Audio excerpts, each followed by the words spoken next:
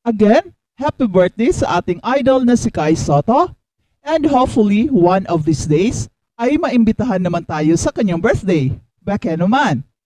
Well, ngayong 22 years old na si Kai, ay ito ang tamang panahon upang matupad ang kanyang pangarap. At sa birthday bash ni Kai, ay kitang-kita na very happy ang ating idol at para bang selyado na ang isang NBA offer. Well, sa edad ngayon ni Kai, ay perfect time na ito upang makakuha siya ng isang NBA contract. Kahit na 2 beses nang nabigo si Kai, ay ang importante ay bawat taon nag-improve siya. And this year, ay very dramatic ang kanyang improvement at ma-differentiate mo talaga ang malaking kaibahan. At dahil dito ay very confident tayo na finally this year ay makukuha na ni Kai ang isang NBA contract that will pave the way sa katuparan ng kanyang pangarap na makapasok sa NBA as the first ever homegrown Pinoy.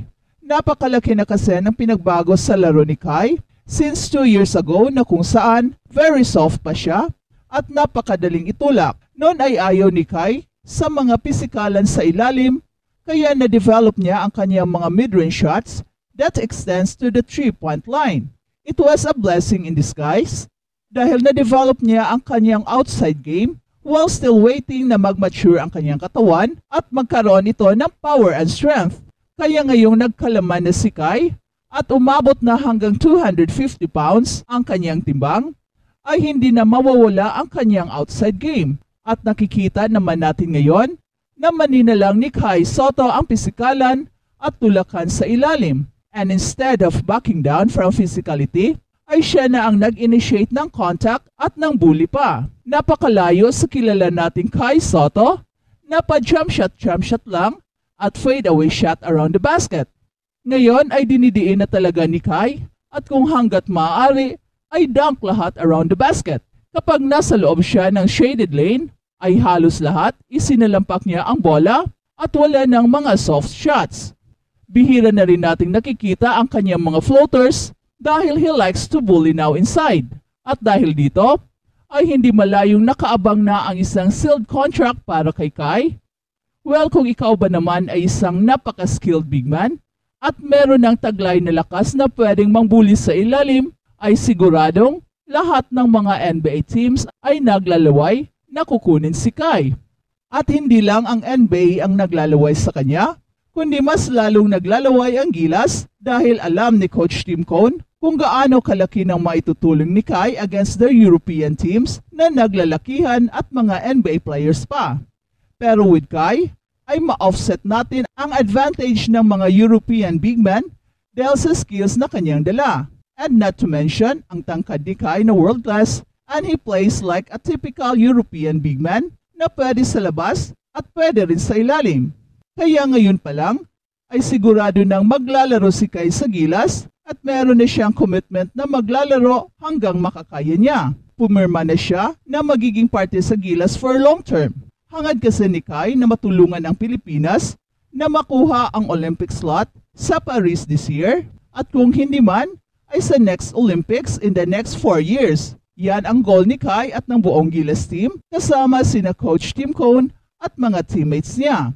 Abangan rin natin ang pagbabalik ni Justin Brownlee na kung saan malaki ang tiwala natin na matutulungan niya ang Gilas na mag-qualify sa Olympics. Nandyan pa rin ang mga old reliable katulad ni Junmar Fajardo at Chapit Aguilar to provide height and toughness inside the paint, kasama si Kai at iba pa ang mga bagitong big man na sina Carl Tamayo, Kevin Kimbao at AJ Edu.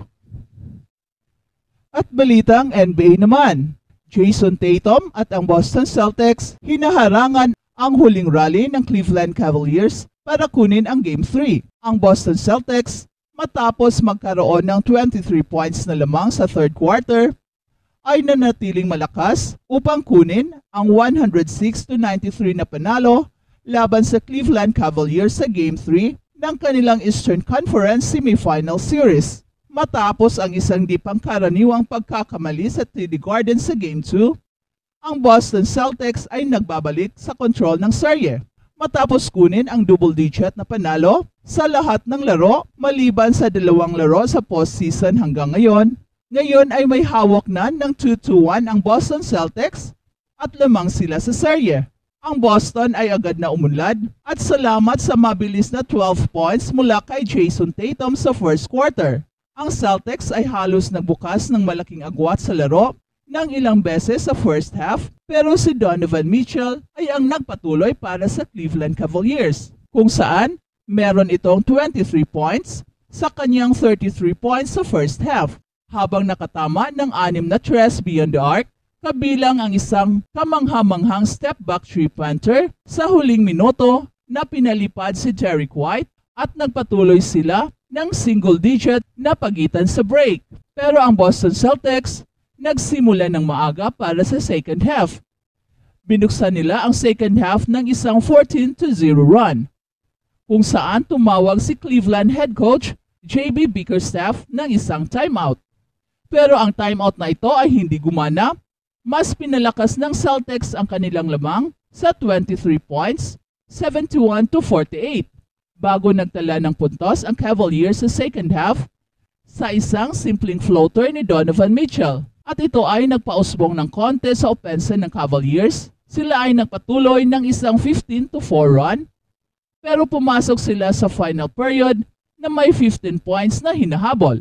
At agad na nagresponde ang Celtics sa isang malaking logo three-pointer mula kay Peyton Pritchard at sinara ang 13 points na panalo nang walang anumang issue sa huling bahagi. Si Donovan Mitchell ay may 6 na rebounds at 3 assists kasama ang kanyang 33 points sa pagkatalo ng Cleveland Cavaliers.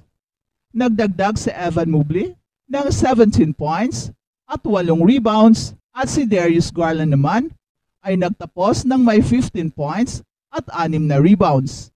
Si Jason Tatum ang nanguna para sa Boston Celtics na may 33 points and 13 rebounds habang tumira ng 15 of 25 from the field.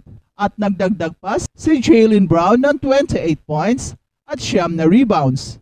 At si Drew Holiday ay nagtapos ng may 18 points at ang Boston Celtics ay tumira ng 13 of 34 beyond the arc sa kanilang panalo, pero mas mahusay ang kanilang tira from the field na merong 51%. Ang Celtics maliban sa kanilang dalawang pagkatalo ay labis na dominant sa playoffs hanggang sa ngayon. They've won their 6 games by an average of nearly 23 points and 4 of them were won by at least 20. At ang Game 4 ng serye ay lalaruin sa Lunes sa Cleveland. At kung nais ng Cavaliers na manatili sa serye, a win there would make their Game 5 trip to Boston much more manageable. Otherwise, base sa dominant na game ng Boston Celtics sa buong taon, maaaring tapusin agad ng Celtics ang serye.